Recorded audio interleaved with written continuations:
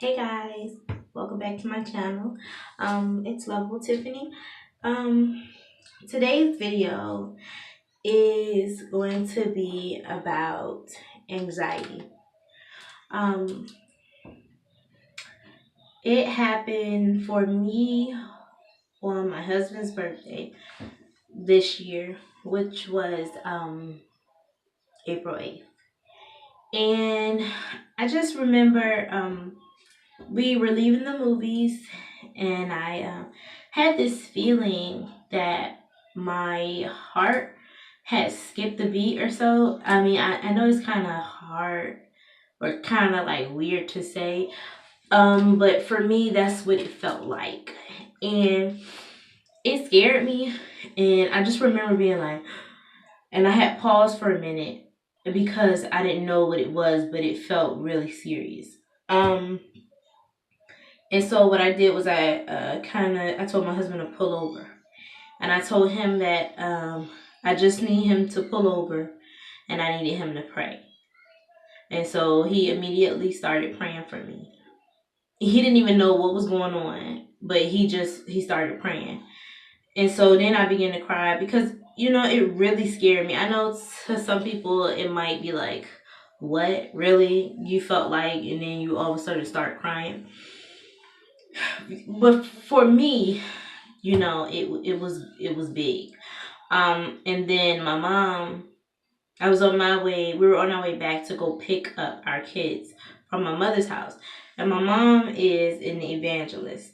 And so I knew that she would pray too for me. So I had called my mom and I told her what happened. And she was like, "Everything is gonna be okay, you're gonna be fine." And she began to pray for me. And then she said, "Okay, I'll see you when you get here." So I said, "Okay."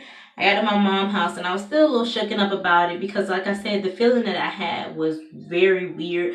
The only way for me to describe it was that I felt like my heart skipped a beat. I don't know, that's it. And so then she's like, "Oh, okay." She's just talking to me. She's like, "Well, how you feeling now?" So I feel okay now. It's still weird to me, like what happened. But other than that, I end up getting my kids, and we end up going home. And then about 9 o'clock, no, about it was about 11, and I started feeling weird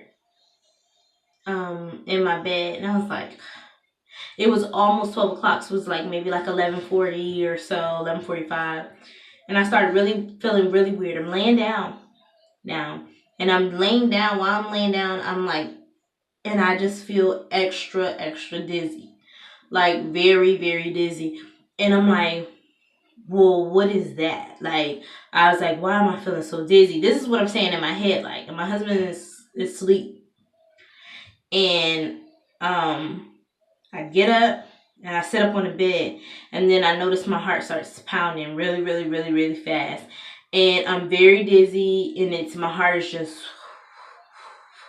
like, even to sit here and talk to you guys about it now is a lot,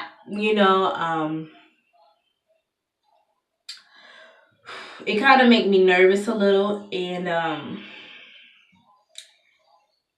I really was nervous about saying this and this being all over the internet, because I'm a very private person when it comes to my life. I don't really want too much of my life out there. I'm not that open with my life being out there. So this is kind of hard. So just bear with me, you guys. Um, and when that happened, I remember getting up off the bed and I walk around like really fast to my husband. And I'm telling you, I'm walking fast, but I'm still really, really dizzy. So I'm not even sure how I was able to get around the bed. Instead of me just leaning back and patting him, I got off the bed and went around to his side.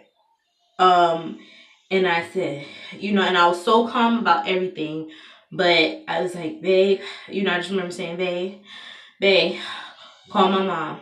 No, call the ambulance.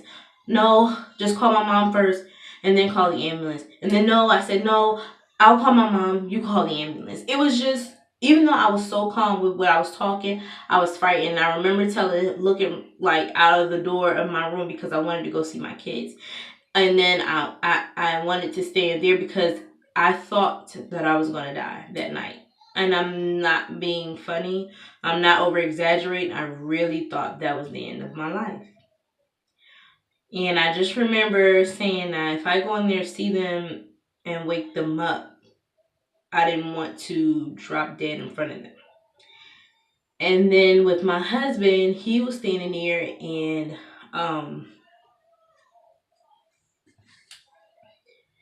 then, like I said, with my husband standing there, I was afraid that I was gonna drop in front of him.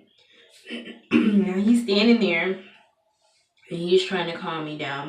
My husband is a very calm individual. I'm more of the rowdy, feisty one. He's more laid back and calm. Now, don't get me wrong. He can get to that level if the person pushes him hard enough. But other than that, he's very calm, chill person. And he just was saying, babe, calm down. He kept saying, calm down. And I'm like, okay, I'm steady trying to calm myself down. Okay. I was like, I don't know. My heart is pounding. I don't know. It's beating really, really fast. I don't know. I said, hold me, hold my hand. And I kept telling him, I love him. I just I didn't want to happen in front of him. So I began to walk to the stairs. And he's like, where are you going? I said, I'm trying to go down the stairs. I just, if it was going to be the end, I just didn't want him to see me fall in front of him. Because my husband, lost his mother. And he was there when he lost his mom. So I didn't want him to see, another something as serious as somebody that's so close to him fall again. So I was just trying to go to my stairs and go. And so, you go to the hospital and all that other stuff, and they tell me that the doctor comes in and he smiles at me. And he's like, and I'm getting upset because I'm like, why are you smiling? Like, what's so funny to you? I'm explaining to you what happened, and you're smiling in my face like it's okay. Like, oh, and so that made me upset, and I'm like, what? And he's like, oh, you just had a panic attack. Okay, what's that? At the time, like, I wasn't, I've heard of people having panic attacks, but I really didn't know too into depth, what that was. And anxiety attacks and all that. So I was like, what? How? And he was like, do you work too much? Well, I am a braider, so I stand on my feet all day doing hair, and I'm not, but I didn't think that I was stressed or anything. I didn't think that I was doing too much. But I mean, that could be the case if you don't think you're doing too much and you can be doing too much. But I didn't think that I was. So I wasn't stressed. I was happy, so I didn't think nothing of it. But then this is where it got serious.